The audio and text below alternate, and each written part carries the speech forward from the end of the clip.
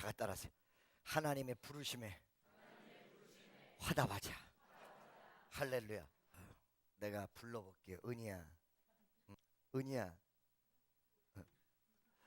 제가 지금 불렀더니 은희가 네 뭐였습니까? 제가 부름에 화답했습니다.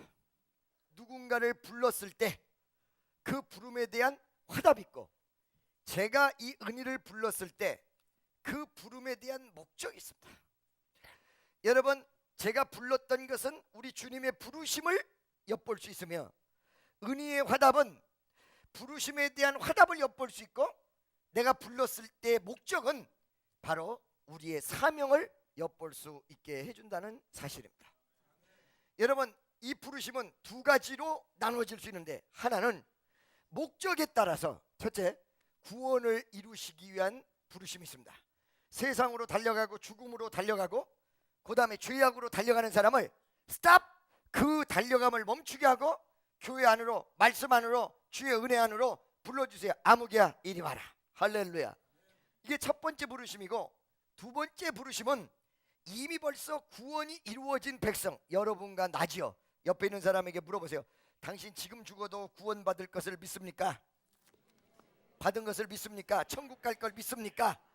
할렐루야. 지금 죽어도 천국 가실 걸 믿습니까? 네, 이미 벌써 하나님 1차적 부르심에 여러분은 화답이 이루어진 상태입니다.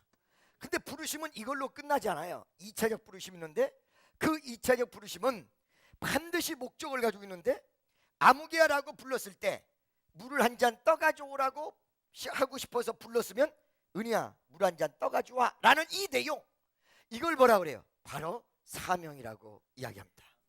그래서 부르심의 화답은 처음에 구원 앤드 내 사명의 응답 두 가지가 같이 이루어진다는 거예요.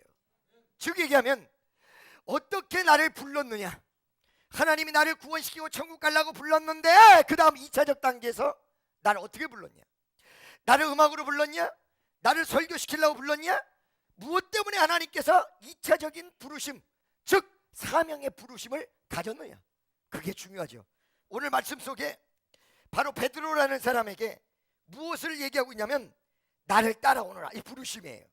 내가 너희로 사람을 낚는 어부가 되게 하리라.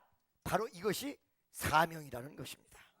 그래서 우리는 오늘 여러분과 내가 사명에 대한, 그리고 또 하나님의 역사 부르심에 대한 화답이라는 것을 우리가 한 번쯤, 요번 이 하와이에서 제가 그거를 요번 주에 한번 꼭 설교를 해야 되겠다 하는 느낌이 있었어요. 그래서 이거를 여러분과 나에게 큰 은혜가 되도록 하기를 예수의 이름으로 간절히 축원하며 바라는 바입니다. 아멘이죠.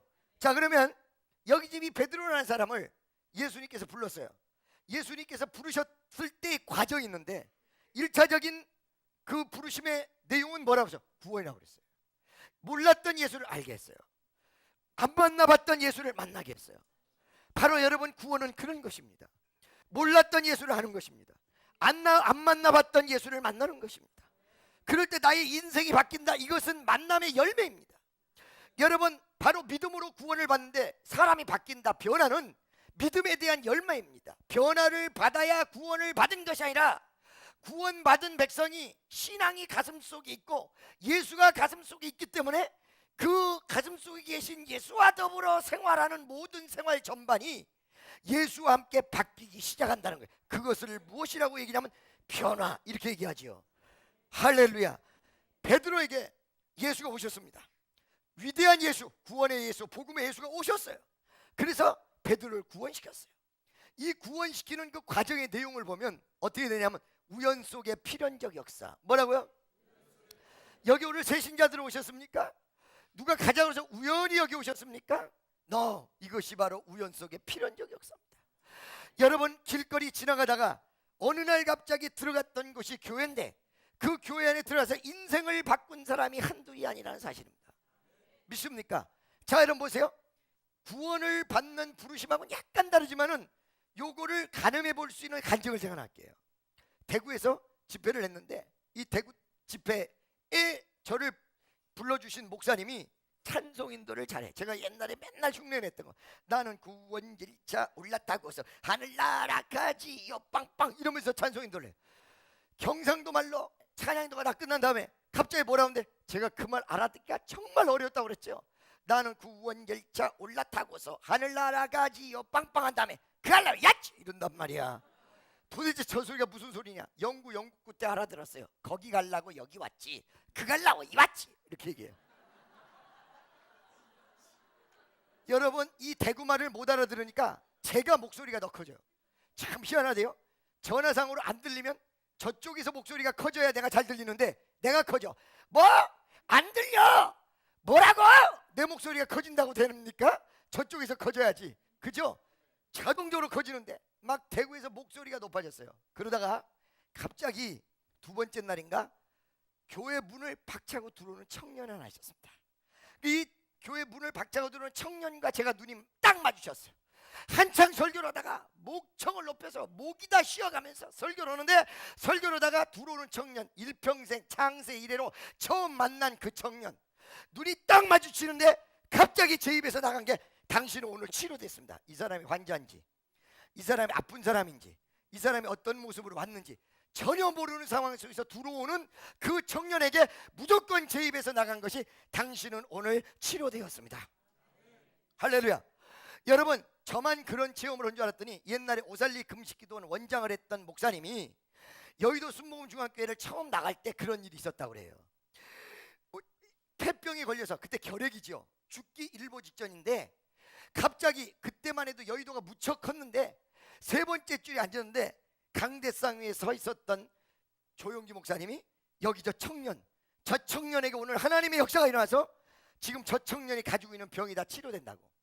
그날 예배당을 처음 와서 다 치료받고 갔다는 거예요. 그럼 그 예배당을 어떻게 갔느냐? 너 이거 치료받을 때니까 가라, 미리 계획 세워서 말을 해서 전부 안내해가지고 간 것이 아니야. 우연히 거기 한번 가보자고 누가 그래서 갔다가 앉았더니 자기는 우연히 갔는데 만세전에 준비하신 하나님 뜻이 있는지 자기 이름을 기억하는 것 같이 조 목사님 입에서 나오더라. 할렐루야. 거기서 이 사람의 인생이 바뀌고 목사가 돼서 오살리 금식기도원의 원장이 됐다. 이것을 우리 성민수양관에 와서 간증했던 내용입니다. 딱 들어오는데 당신 오늘 치료됐다. 그랬더니 이 사람이 갑자기 감격스러워서 난리가 벌어지고 경련을 일으키고, 나중에 알고 보니까 20 몇 년 동안 지병을 가지고 있었어요. 그 병이 뭐냐면 간질이었습니다. 간질이었는데 이 사람은 오늘 처음 예수 믿은 게 아니라 원래 예수를 믿었어. 근데 이 집안의 내력이 복잡한 집안이야. 여러분, 오늘 제가 2부 때 이런 말 했어요. 자기가 마음이 부정적이고, 그 다음에 어떤 마음속에 컴플렉스를 가지고 있고 상처를 가지고 있는데, 이거를 많은 사람이 예를 들어 다리가 고장나고 어깨가 고장나면 치료해야 되겠다는 생각 속에 병원도 가고 하는데, 자기 마음의 컴플렉스는 고쳐야 되겠다는 생각을 혹은 적극적인 모습으로 고치려고 노력하는 것이 없다. 사실은 요게 병이다. 요게 예수 앞에 나온 사람 중에 은혜 받는 사람이 있었어요. 또 어떤 사람 은혜 못 받는 사람이 있었어요. 은혜 못 받는 사람들은 뭐 하는 사람들이었냐 이게. 할렐루야. 어떤 사람들이었냐 이게. 자기 이해관계, 자기의 사고, 자기의 고집, 이걸 가져간 사람들이 예수를 어떻게 됐든 꼬투리 잡고 뭔가 부정적인 페이스를 깔고 색안경을 먼저 끼고, 여러분 은혜의 색안경이란 말을 합니다. 우리가 설교 시간에 검은 안경을 끼면 세상이 다 검게 보여요. 빨간 안경을 끼면 세상이 다 빨갛게 보여요. 옛날에 우리 친구한테 장난치느라고 안경을 끼고 자는 애가 있는데 그 위다가 빨간 색연필로 막 불같이 그려놨어요. 불이야! 그러니까 딱 일어나서 불이야! 다 빨갛게 보여요. 바로 이런 증세를 고치지 않으면 나중에 문제가 크게 생긴다. 나중에. 할렐루야. 정말 필요한 시간에, 정말 하나님의 역사가 필요한 그 시간에 나의 마음에 부정적이고 좋지 못했던 것이 딴 사람은 은혜 받는데 나를 은혜 받지 못하도록 가로막습니다. 내 판단이, 내 고집이, 내 생각이, 더 나아가서 나의 어떤 철학이 나를 가로막습니다. 우리 강영린 집사님이 계셨던 할렐루야 교회 김상봉 목사님은 우리나라에서 대단히 존경받는 목사님이죠. 근데 그분이 그런다는 거예요. 뭐라고? 내 머리에 철학이 이게 없어져야 된다고. 이게 은혜를 가로막는다고. 할렐루야. 믿습니까? 그런 내용들이 해결돼 줘야 된다는 거지요. 그것이 가로막고 있기 때문에 안 들려. 그러다가 정말 믿음이 필요할 때, 옛날에 내가 믿음을 가질 수 있는 그 시기에 갖지 않았기 때문에 막혀 있어. 기도하려고도 기도되지 않습니다. 찬송 부르고 싶어도 찬송이 나오지 않습니다. 감사를 하고 싶어도 감사가 나오지 않습니다. 여러분, 최대의 적은 뭔지 알고 계십니까? 여러분 내면에 도살리고 있는 은혜를 가로막는 적입니다. 그 중에 가장 큰 적이 어떤 적이냐? 두려움이에요. 두려움이에요. 할렐루야. 여러분 믿음의 가장 장애가 되는 게 뭔지 아세요? 두려움이에요. 그래서 여러분, 슬픔 탄식 변하여 기쁜 찬송 되었네. 그 슬픔 탄식 어디서부터 나와요? 두려움에서 나와요. 할렐루야. 두려움이 변하여 기쁜 찬송이 되어진 사람, 바로 그 사람이 위대한 믿음을 소유한 사람이라는 사실을 믿으시기를 예수의 이름으로 간절히 축원합니다. 할렐루야. 믿습니까? 이렇게 우연 속에서 지나가다가 들어왔다가 어느 순간에 그 마음속에 있는 자기 가슴 속에 가로막히는 모든 요인을 버리고 예수를 영접했어. 뜨거운 역사가 일어났어. 이러면 그 사람이 인생이 바뀌는 거거든요. 자, 아까 전에 간증했던 걸 마무리하겠습니다. 이 사람은 가정적 내력을 가지고 있었습니다. 이 가정적 내력이 무엇인지 알고 계십니까? 여러분, 영적인 흐름이라는 게 무섭습니다. 어머니 간질, 아버지 간질, 큰형 간질, 동생 간질. 믿습니까? 시집 온 사람도 간질 얘기하고 간질 환자 찾아서 결혼시켜도 안 될 일인데 시집 온 사람도 알고 보니까 간질. 이 가정의 내력, 이것 때문에 다 죽어가는 모습 속에 이 형제가 예수를 믿었어요. 날이면 날마다 기도하는 것이, 하나님 나 여기서 벗어나게 도와주세요. 하나님 나 여기서 벗어나게 도와주세요. 그러다 40일 작전 기도를 마치고 어느 날 프랭카드가 딱 붙었는데 김정은 원장 초청 부흥성에 그로 써졌단 말이에요. 그러니까 나 저기 한번 가보자라고 우연히 프랭카드 보고 들어왔는데 들어오자마자 눈이 딱 마주치면서 당신은 오늘 치료됐습니다. 할렐루야. 이것이 바로 이런 우연 속에서 역사가 일어나시는 하나님의 위대한 부름이 있다는 사실을 여러분 알고 계십니까? 바로 베드로가 그렇게 됐습니다. 갈릴리 호숫가에서 그냥 날마다 일상생활을 하고 있었습니다. 그 일상생활은, 이 사람은 직업이 어부였기 때문에 고기 잡는 일이죠. 여러분, 고기 잡는데 그때 당시에도 상당한 과학이 발달되는 모양이에요. 저인망식 고기잡이. 그물을 양쪽으로 치고 저인망으로 점점 좁혀 들어오면서 고기를 끌어잡아당겨 그물 안에다가 몰아넣는 그런 일로 고기잡이를 하는 베드로였던 것입니다. 그날도 어제와 똑같이, 그날도 일주일 전과 똑같이, 그날도 1년 전과 똑같이, 그날도 10년 전과 똑같이 아무것도 변화되지 않는 일상생활이었습니다.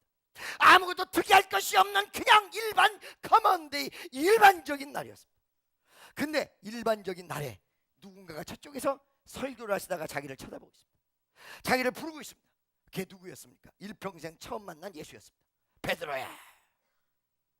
바로 이것이 우연 속의 필연적 역사를 하나님이 만세전에 준비하시고 시간이 되고 때가 되면 역사를 현실 속에서 이루시는 위대한 부르심의 법칙이라는 것이죠. 할렐루야. 두 번째, 이렇게 부르시는데 이 부름 속에서 어떤 역사가 일어나냐면, 참 희한하게 베드로는 그날따라 고기를 한 마리도 못 잡았다. 성경은 얘기하고 있습니다. 한 마리도 못 잡았다. 인생의 노력을 했는데 결과가 없었다. 인생의 최선을 다했는데 nothing happened. 어떤 것도 일어나지 않았다. 무엇을 얘기해요? 희망을 가졌지만 절망이었다. 인생의 모든 내용이 사실은 희망으로 출발하는데 마지막에는 절망으로 끝나는 것이 인생입니다. 마지막에 죽을 때 수없는 사람들이 있습니다만은 죽을 때 참 나는 잘 살았고, 나는 이 죽음이 너무너무 감사하고 위대한 죽음을 갖는다라고 죽는 사람 아무도 없다는 거야. 될 수 있는 대로 좀 더 살까? 이틀만 더 살게 해달라. 5일만 더 살게 해달라. 열흘만 더 살게 해달라. 할렐루야. 물론 체념을 하고 그래 이만큼 살았으면 됐어, 안녕히 계세요, 이렇게 하고 간 사람도 있긴 있어요. 더러. 할렐루야. 더러 있어. 더러 있는데 그래도 눈물을 흘려. 눈물을. 모든 역사가 희망으로 시작하지만 마지막에는 절망으로 끝나는 게 인생사예요. 베드로도 아침에 분명히 그물을 가지고 갈릴리 호숫가로 나왔을 때 고기를 잔뜩 잡는다는 희망과 소망에 그 마음의 기대감, expect something, 기대했던 어떤 일이 벌어질 줄 알고 막 그 가슴 속에 열망과 갈급으로 왔을 것입니다. 그런데 nothing happened. 아무것도 잡히지 않았습니다. 아무것도 일어나지 않았습니다. 바로 인생은 그런 것입니다. 여러분, 예수를 언제 만나는지 아십니까? 여러분이 인생의 결말을 알 때 더 큰 예수를 만날 수 있습니다. 물론 어려서 예수 믿은 사람도 있으나 시련의 쓴맛 단맛을 본 사람이 신앙이 뜨거워져요. 신앙이 깊어져요. 신앙이 아름다워져요. 여러분, 제가 미국 가기 전에 가는 날 여러분 우리 교인들을 데리고 어떤 선교사의 죽음이 다큐멘터리로 만들어진 영화관에 영화를 보러 갔습니다. 저는 불행히도 영화 앞에 있는 별로 그렇게 재미없는 장면 실컷 보다가 비행기 시간을 놓치지 않기 위해서 나갔는데 정작 좋은 감명적 씬은 제가 나간 다음에 이루어졌다는 겁니다. 남편이 어떻게 죽었는지 제가 본 영화만 제가 잠깐 설명해 드릴게요. 자, 보세요. 필리핀으로 선교를 갔어요. 여기서 막노동을 해서 5천만 원 만들어가지고 그 5천만 원 가지고 선교하고 싶어서 갔단 말이에요. 가가지고 빈민촌을 선교를 하는데 어느 날 후원자들이 한국에서 와. 그러니까 이 후원자들을 맞이하기 위해서 공항에 나갔다가 이 한국 사람들을 픽업을 해서 오는데 갑자기 뒤에 오던 자동차 앞을 탁 가로막더니 내려서 권총을 들이대더래요. 그래가지고 사람들이 승합차에서 다 내렸어. 그러니까 여러분, 차 탔다고 해서 안심하면 안 되겠더라고. 필리핀 가서 조심하세요. 주여 아버지. 그런데 앞을 딱 가로막았는데 괴한들이 총을 들이대면서 전부 내리라고 다 내렸는데 이 목사님이 운전을 하고 있는데 이 목사님 옆에 와서 내리라고 총을 들이댄 거야. 근데 내릴 수가 없었어. 이 목사님은. 왜? 어린아이 2명이 차에서 빨리 내렸으면 되는데 괴한들이 무서우니까 차 저 트렁크 옆으로 살짝 숨어 있단 말이야. 차를 포기하고 내리면 그 어린애들이 같이 가야 되는 문제가 생기니까 운전석에서 못 내리고 있는데 빨리 안 내리니까 운전석에 앉아있는 목사님에게 권총을 한 방을 쏴 머리에 그대로 맞아 직살했어. 여러분, 여자애가 2명인가 있고 부인이 있는데 한국에 와서 이 다큐멘터리가 한국에서 장례식을 시작한 것부터 시작을 해요. 그 어머니가 우는데 그 어머니가 믿음이 아주 좋은 분은 아니었던가 봐. 옛날에 곡하듯이 울어. 아이고 이것부터 시작해. 근데 말이에요, 장례식을 치르고 부인이 필리핀으로 다시 가요. 남편이 죽었으면 안 갈 텐데 필리핀으로 다시 가요. 필리핀으로 다시 가서 남편이 했던 사역을 테이크 차지를 자기가 해요. 여기까지만 내가 봤는데 테이크 차지를 하는 과정, 그러니까 남편의 임무를 하는 그 과정이, 그 부인이 일을 다시 시작하는 그 과정 속에 눈물겨운 일들이 막 펼쳐진다는 거예요. 응? 여러분, 얼마나 이런 일들이 많은 줄 알고 계십니까? 제가 여러분 옛날에 말씀드렸죠. 인도에 갔을 때 아직 내가 알려지기 전에 인도에서 사람이 많이 모여야 집회에 성공을 하는데 많이 모이게끔 하기 위해서 한 명을 초청하자. 그 사람은 호주 여자분이다. 그래서 왜 호주 여자를 이 인도에서 초청하면 사람이 많이 모이냐? 그러고 물어봤더니 힌두들에게 복음을 전하던 호주 목사님이 부인을 본국에 잠깐 갔다 오라고 한 사이에 아들 둘과 함께 잠을 자다가 이 힌두 괴한들에 납치돼서 트럭 안으로 끌려 들어가서 트럭을 불을 지르는 바람에 목사님과 2 아들이 그 자리에 죽었어. 부인이 호주 갔다가 인도로 돌아와 보니까 청천벽력과 같은 남편과 아들 2이 다 사라졌어. 그리고 범인을 잡았어요. 잡았는데 이 부인이 자기 남편 아들 죽인 범인을 재판하지 말고 방면하라고 데모를 시작해요. 그리고는 그 젊은 26살짜리 이 테러범, 방화범, 살인범을 용서하고 자기 아들을 삼는 드라마를 연출해. 이건 하나님의 위대한 연출이야. 이 여인이 이 사건 뒤에 이 26살짜리를 예수 믿게 개종시킨 다음에 이 아들과 더불어 인도 전역을 가는데 힌두들이 칼을 들고는 이 사건 앞에는 손을 다 내려. 이거는 신이 아니면 이렇게 할 수 없는 일이다. 그래서 예수는 몰라도 이 사람은 보통 사람이 아니라고 손발을 다 들고 집회를 하는 곳에 방해를 치지 않는다는 것입니다. 여러분, 왜 내가 이 말씀을 드리는지 알고 계십니까? 하나님이 우연 속에서 필연적 역사를 일으키지만 부르심에는 내용이 있어. 그 목사님이 왜 그렇게 죽었냐? 여러분, 퀘션 마크 달지 마세요. 이 한 편의 드라마는 목사님을 불렀던 내용이 아니라 바로 그의 부인 사모를 하나님이 불렀던 내용이 전개된 스토리라는 것입니다. 그에게 사명이 있었던 거예요. 그에게 마음에 벅찬 가슴이 있었던 거예요. 여러분, 어느 순간에 여러분이 순종치 않을 때는 모르지만 순종하겠다는 마음이 들었을 때 부르심의 내용이 있는데, 그 부르심의 내용 속에 벅찬 감흥과 누구도 침범할 수 없는 어마어마한 확신과 은혜가 그 가슴 속에 용솟음 친다는 것입니다. 우리 청년들을 데리고 전 세계로 다닐 때 반대 많았어요.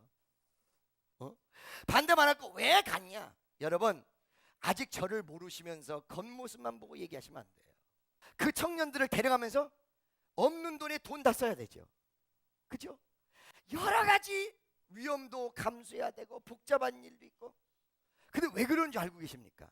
하나님이 나를 부르신 부르심의 내용이 바로 일부분이 그 내용이 있기 때문이에요. 저랑 같이 경쟁하던 목사님은 저 분당에다 어마어마한 예배당을 쳤습니다.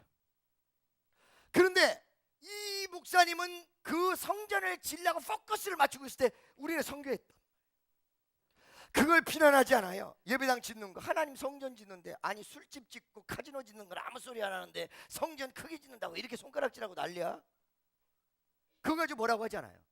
그러나 그분의 부르심은 그 부르심이고, 나의 부르심은 우리 청년들과 더불어 전 세계로 나가라, 이 부르심이었다는 거예요. 여기서 기쁨이 넘쳤고 말로 표현하고 설명할 수 없는 벅찬 가슴이. 여러분 봐봐요. 요번에 우리 청년들이 그 선상에서 수없는 사람들 앞에서 막 복음성가를 외치고, 복음성가를 부를 때 나갔던 사람이 들어오고 막 쳐다보고 박수치고 난리가 벌어졌다는 이야기를 너무너무 기분이 좋아서 LA 가가지고 허준호에게 얘기를 했어요. 허준호는 바로 이 집회가 끝나고 그 다음날 지금 허준호 집사가 그냥 쉬는 것이 아니라 LA에서 12시서부터 2시까지 라디오 코리아에서 대담 프로그램을 합니다. 요번에도 그걸 녹화를 미리 하고 금요일날 참여를 못할까봐 그걸 미리 녹화시키고 하와이로 왔던 거예요. 그리고 그 다음날 아침에 LA로 갔어요. 간 다음에 그 소식을 접했어요. 그럴 때 허준호가 여러분과 다른 거를 얘기해 드릴게요. 여러분은 듣고 아 할렐루야 좋았다 이러는데, 허준호는 그 말을 듣고 운전을 하면서 펑펑 울었대는 거예요. 펑펑 울었대는 거예요. 왜? 도대체 그 가슴에 뭐가 있어서 그 얘기를 듣고 울었을까요? 그 가슴에 무엇이 있어서? 그 가슴에 나름대로 자기의 부르심이 있어. 아, 우리가 한국 사람 앞에서 이러려고 하는 거 아니야. 이건 전부 연습이야. 이거 다 연습이야. 우리는 현지 사람, 전 세계를 향해서 복음을 외치겠다라는 큰 원대한 꿈을 하나님께서 우리 가슴 속에 줬는데, 아, 우리 애들이 이제 백인들 앞에서도 기죽지 않고 복음을 외치고 자기의 모든 재능을 발휘할 수 있는 면역과 하나님께서 그 길을 여셨다, 이 생각을 하니까 막 감격스러워. 그래서 김장훈이가 콘서트를 하는데 5일을 극장을 빌려서 월, 화, 수 예를 들자면 3일은 김장훈이가 하고 이틀은 우리 청년 찬양단과 제가 집회를 하는 걸로 LA에서 목사님 어레인지 할 테니까 이제 시작합시다. 그리고 이제 됐습니다. 우리가 거리 집회를 했어. 뉴욕이면 뉴욕, LA에서 거리 집회를 합시다. 게릴라 콘서트. 이쪽에서 저쪽에서 복음을 외치고 거기에 길거리 다니는 수없는 사람을 다 끌어모아서 미국 뉴욕 한복판에서 하나님의 위대한 역사를 이룹시다. 부르심이 그렇단 말이에요. 여러분 잘 드세요. 여러분들의 생각과 하나님의 생각이 얼마나 다르냐면, 지금 여러분 기독교 110주년이라고 하는데 종교의 자유를 찾아서 미국으로 왔어요. 그때 우리나라는 종교의 자유가 없었던 시절이에요. 그때 여러분 우리나라에 들어와서 죽은 사람이 누군 줄 알고 계십니까? 우리나라 한국 사람이 기독교를 위해서 죽은 줄 아십니까? 그게 아니라 외국 사람들이다. 프랑스 사람, 영국 사람. 지금 프랑스에서 교회를 하고 있는 여자분이 한 분 계신데 목사님이에요. 이 여인이 어느 날 프랑스로 갔어요. 프랑스에서 사업을 실패해가지고 프랑스 가기는 갔지만 사실은 돈 받으러 갔던 거예요. 거기에 눌러앉아서 선교를 하게 됐고 목사가 됐어요. 근데 하나님 나를 왜 프랑스로 부르셨습니까? 라고 기도를 했더니 음성 중에 이런 대답을 받았다는 거예요. 프랑스인들이 너희 나라에서 피 흘렸으니 피값을 네가 돌려줘라. 피값을 네가 돌려줘라. 할렐루야. 여러분 모판이 있어요. 모판. 그 모판에다가 처음에 뭐를 심어요? 모를 어느 정도 키워요. 근데 그 모판에서 계속 키우면 어떻게 될까요? 죽어요. 그 모판에 키워진 모가 제 시간에 논으로 와서 모내기가 이루어져야 30배, 60배, 100배를 거둔단 말이에요. 우리의 사명은, 우리의 부르심은 그런 내용이 있다. 아멘이죠? 자, 여러분 보세요. 그러면 그런 내용들, 그 부르심의 내용을 언제 깨닫냐? 어려움과 좌절, 고통 속에서 열정적 만남을 간다면, 아까 그 환자가 자기의 병이 치료되면서 어땠을까요? 하나님에 대한 더 큰 확신을 가졌을 것입니다. 여러분, 우연 속에 필연적 역사를 일으키는데 베드로에게 한 마리도 잡을 수 없었던 나띵 해플이라는 인생의 쓴맛을 보고 있는 그 순간에 예수께서 오셔서 축복해줬다, 문제를 해결했다, 이런 관점에서 보시면 안 돼요. 이런 관점에서 보면 기복적인 내용의 결과밖에 남지 않습니다. 철학은 아무것도 없고 받아야 된다라는 이기적인 내용뿐이 남지 않습니다. 예수님이 뭐라고 말씀하셨냐? 베드로야, 너 깊은 데로 가서, 이 얕은 곳이 아니야, 깊은 데로 가서, 너는 지금까지 얕은 곳에서 살았어. 너는 지금까지 깊은 바닷가에서 고기를 잡는다고 해놓고는 얕은 물가에서 물장구 치고 있어. 깊은 데로 가. 깊은 데로 가서 그물을 던져라. 그물을 던져라. 할렐루야. 베드로는 이 말을 할 때 뭐라고 했어요? 말씀을 의지하여 내가 가겠습니다. 이게 바로 베드로의 화답이었습니다. 도저히 인간의 생각으로는 불가능한 이 시츄에이션, 아니 얕은 곳 아니라 하루 종일 이쪽 저쪽 사방팔방에서 그물을 다 던져도 한 마리도 못 잡았던 이 현실적 상황 속에 갑자기 어떤 분이 나타나서 깊은 데로 가라. 여러분, 우리가 이 기독교를 하고 교회를 다니다 보면 요행수를 바라보는 사람들이 굉장히 많은데, 그 요행수를 바라보는 삶은 별로 그렇게 바람직한 삶이 아니에요. 일도 열심히 해야 되고, 공부도 열심히 해야 되고, 성가대 연습도 열심히 해야 되고, 할렐루야, 목사들 설교 준비도 열심히 해야 되고, 아멘이죠? 내 마음속에 뭐가 딱 오냐면, 우리 부목사님이 둘인데 저 사람들에게 예배를 하나씩 맡기면 서로 열심히 노력을 해가지고 설교가 더 좋아질 것 같다라는 느낌이 있어서 딱 맡겼더니 나 없는 동안에 한국에서 전화 오네. 목사님, 부목사들 설교가 좋아져가지고 어떻게 이렇게 달라지는 것인지 모르겠어요. 열심히 하셔야 돼. 옆에 있는 사람에게 열심히 살아야 됩니다. 근데 여러분 봐봐요. 열심히 산 다음에 결과가 나오는 것으로 끝나는 삶이라면 예수 믿을 거 뭐 있어요? 열심히 살아야 되고 연습도 열심히 해야 되는데, 열심을 가지고 안 되는 일이 너무너무 많을 뿐만 아니라 열심의 결과만을 모토로 한다면 1 더하기 1은 2 더하기 2는 4라는 형이하학적 법칙에 갇혀져 버린다는 것입니다. 기독교는 열심히 살아야 되긴 하지만 여러분, 아예 기복적인 게 전혀 없는 게 아니에요. 기적적인 역사가 전혀 없는 게 아니에요. 열심히 사는데 기적적인 역사가 일어난다는 이 모험적 신앙이 플러스가 될 때 다이나믹해지는 것이지, 어느 한쪽으로 치우치면 돈키호테가 되어 끝나고 또 다른 쪽으로 치우치면 무미건조한 액티브 없는 신앙으로 끝나버린다는 사실입니다. 아멘이죠? 오른편에 깊은 데로 가서 그물을 던져라 라는 말을 듣고 베드로는 지금까지 노력했던 부분에 대해서 머릿속에 남아있어요. 자기 사상이 남아있어요. 그대로 머릿속에 있어요. 아니, 나 한 마리도 못 잡았는데 왜 이래요? 참나, 너 정말 웃겨 정말. 내가 여기 전문가야 정말. 나 박사학위 받을 수도 있어요 정말 내가. 여기서 일평생 먹고 살았는데 어디서 객지에서 온 양반이 말이야, 한마디 그냥 아무 소리 안 하고 가만히나 있지 말이야. 깊은 데로 가서, 깊은 데 어디. 아유 참내, 웃겨 죽겠네. 이럴 수 있잖아요. 이건 뭔지 아세요? 경험과 자기의 삶의 내용이 갇혀있는 사람, 갇혀있어요. 그런데 예수께서 오셨는데 일반 사람이 아니야. 여러분 필이 통한다고 하죠? 필이 삐리리 삐리리 삐리리. 할렐루야. 믿습니까? 여러분 제가 언제가 말씀드렸어요. 가수가 데이트를 치는 거는요, 음정, 박자, 가사를 잘 맞춰서 데이트 치는 게 아니에요. 알겠습니까? 뭐예요? 필이에요. 필이에요. 할렐루야. 조용필이가 10년 만에 앨범을 냈는데 또 난리 났더만. 아마 나는 그런가 봐. 뭐. 엄마야, 나는 왜 10년 만에 컴백한 조용필이가 또 난리가 날까요? 싸이를 능가했어요 지금 국내에서는. 왜 그러냐면 조용필이가 던져주는 사람을 마음을 움직이는 필이라고요. 그러니까 예수를 딱 만났는데 그 예수가 자기 가슴 속에, 지금 머릿속에 은혜 받은 사람의 모습은 이런 거예요. 바로 자기가 지금까지 생각했고 자기 지금까지 경험했던 모든 지성적 내용을 한순간에 엎어버릴 정도로 강렬한 필. 이게 바로 종교의 필이에요. 믿습니까? 그러니까 오늘 여러분들이 뭘 받아야 되냐? 김정은 목사가 왜 이렇게 난리치냐? 여러분에게 필을 던져.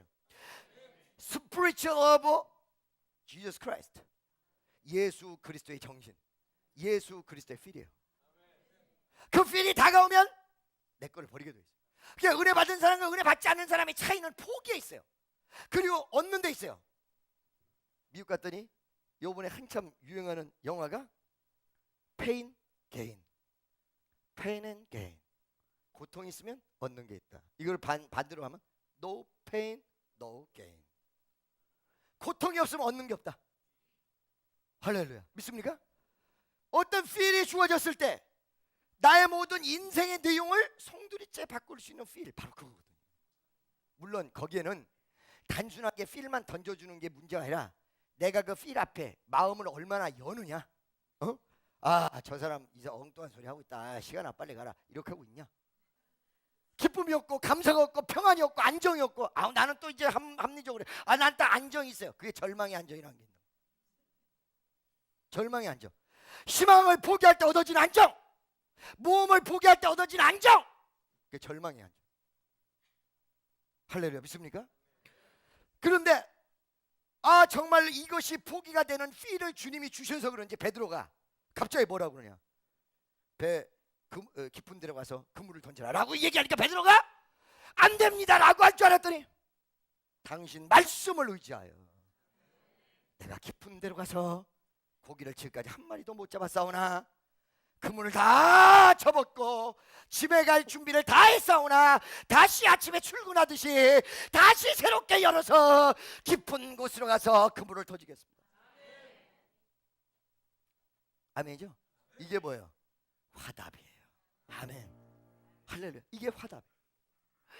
아무것도 얻어지는 결과도 없고 뭐 보장책도 없고 보험에 드는 것도 아니고 하면은 수고비 준다고 얘기한 것도 아닌데 깊은 데로 가서 그물 던져라. 할렐루야. 이 말을 의지하고 가서 화답하고 가서 그물을 던졌습니다. 던진 결과 일평생에 얻지 못하는 큰 역사를 이루는데 고기 많이 잡았다 이걸로만 보면 안 되죠. 순종한 자의 모습이에요. 그물을 끌어들였는데 양쪽에서 사람이 끌어도 당길 수 없을 정도로 어마어마한 물고기를 잡았다. 이 순간 그에게 체험이라는 두 글자가 생겨난 것입니다. 예수를, 이 어떤 명령에 순종하여 얻어지는 역사를 통해서 예수를 느낀 거예요. 저분 누구냐? 누구간데 나를 이렇게 어마어마한 고기를 잡게 만들었지? 누구간데 저분은 고기 잡을 장소를 알았지? 누구간데 저분 앞에 내가 순종했지? 와요! 당신 누구요? 당신 누구요? 깜짝 놀랐어요. 예수를 만난 거예요. 이게 바로 만난 거야. 할렐루야. 믿습니까? 여러분 오늘 이 자리에서 설교 잠깐 듣고 갈 생각하시면 여러분은 신앙의 실패자예요. 오늘 내가 이 설교와 오늘 기도를 통해서 내가 예수를 만나고 있냐. 예수를, 옆에 있는 사람 손 딱 잡고 당신이 오늘 예수를 만나셔야 됩니다.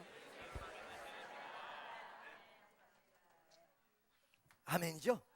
이 체험 뒤에 이 사람의 마음은 처음 예수 만났을 때하고 완전히 180도로 바뀐 마음, 예수를 바라보는 눈이 달라졌습니다. 예수를 대하는 태도가 달라졌습니다. 예수를 대하는 마음 자세, 아니 전 인격적으로 다 바뀌었죠.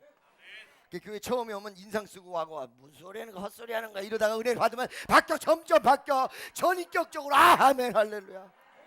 우리 선교위원장은 깍두기같이 생긴 사람이라, 깍두기같이 생긴 사람 누구야 그러고 쳐다보면 금방 알아봅니다. 근데 요번에 말이에요, 내가 은혜를 받아서 감동을 먹었어요. 자기는 선교위원장 이것뿐만 아니라 제가 선교 여행을 가고 우리가 나가면 교회 지키시오 라고 해서 한마디 듣고는 아멘 이렇게 하고 있었지만, 그 선교 나간 뒤부터 밤잠을 자기가 못 잤다. I will be there. 내가 거기 있어야 되는데 내가 거기 있어. 밤잠을 못 잔다는 거야. 저 마음을 누가 저렇게 만들어 놨습니까? 어떤 사람이 예수를 잘 모르는 사람, 목사님이 사람 미치게 만들었잖아. 내가 그 기술이 있으면요 여기서 내가 이렇게 하고 있어. 자기 한국에다 놔두고 갈 때 밤잠을 못 잔다는 거야. 딴 사람 안 그런데 왜 저희가 그러냐? 그게 저희의 부르심이구나. 저희의 부르심의 내용이구나. 할렐루야, 믿습니까? 아니 세상에 전혀 안 그럴 사람 같았더니 이 무지몽매하고 무식하기 이럴 데가 없는 아주 거친 바닷사람, 뱃사공, 어부, 이 사람이 한순간에 예수 앞에 모든 걸 다 내려놓고 말씀을 의지하여 내가 말씀에 순종하겠습니다. 그러자 153만 어마어마한 숫자의 고기를 잡고는 예수를 정확히 알리지 않은 거야. 너무 겁나는 거야. 인생에서 최고. 누구십니까? 누구십니까? 저는요 어떤 것도 부러운 거 없어요. 예수가 함께하는 사람이 이 세상에서 최고 행복, 최고 행복. 할렐루야. 믿습니까? 너무 놀란 거예요. 세 번째, 잘 들어보세요. 이렇게 깜짝 놀래고 있는 그 사람에게 다시 한 번의 예수님의 음성이 들립니다. 나를 따르라, follow me. 그런데 여러분, follow me가 단순한 follow me가 아니라 나를 따르라, 잠시 잠깐 오늘 하루 나한테 시간 좀 내줘, 한 며칠만 나 여기 있는 동안에 네가 안 내주면 올래? 이런 단순한 논리가 아니라 follow me, 어떻게? forever, 영원토록. 믿습니까? 처음에는 베드로가 거부합니다. 주여 우리를 떠나세요. 무서운 분이 오셨어. 막 고기를 몇백 마리를 잡게 만드는 무서운 분이야. 너무너무 무서워가지고 주여 나를 떠나세요. 근데 주여 나를 떠나달라고 했는데 그 속에다가 나를 따라 영원토록. 할렐루야. 그러시면서 이 예수를 뜨겁게 느낀 그 베드로에게 다시 한번 불을 던지는, 어떻게 던지느냐? 나를 따르라. 네가 고기 낚는 어부, 고기를 낚는데 그 그물에 찢어질 정도로 낚은 걸 보고 감격하고 난리치는 너, 돈 좀 생겼다고 축복 좀 받았다고 하나님 은혜 감격하다고 감격스러운 너 그거보다 더 위대한 감격. 사람 낚는 어부, 고기 낚는 어부가 아니라 사람 낚는 어부가 되게 하리라. 이 부르심이 베드로에 대한 정확한 사명의 부르심이었습니다. 그 결과 어떻게 됐나요? 1년이 지나고 2년이 지나고 3년이 지났습니다. 그리고 예수님이 십자가에 못 박혀 돌아가시고 제3일 만에 부활하셨습니다. 그러더니 갑자기 성령을 기다려라. You have to waiting for the Holy Spirit. 너 성령을 기다려야 된다. You have to take the Holy Spirit of power. 하나님의 능력을 네가 받아야 된다. 할렐루야. Pentecost came. 여러분 오순절 날이 다 같이 all together one place, 한 곳에 다 모였어. 믿습니까? Pray in their heart. 마음을 다해서 기도하기 시작했어. It was start with the heart. 마음을 다해서 시작하기 시작했어.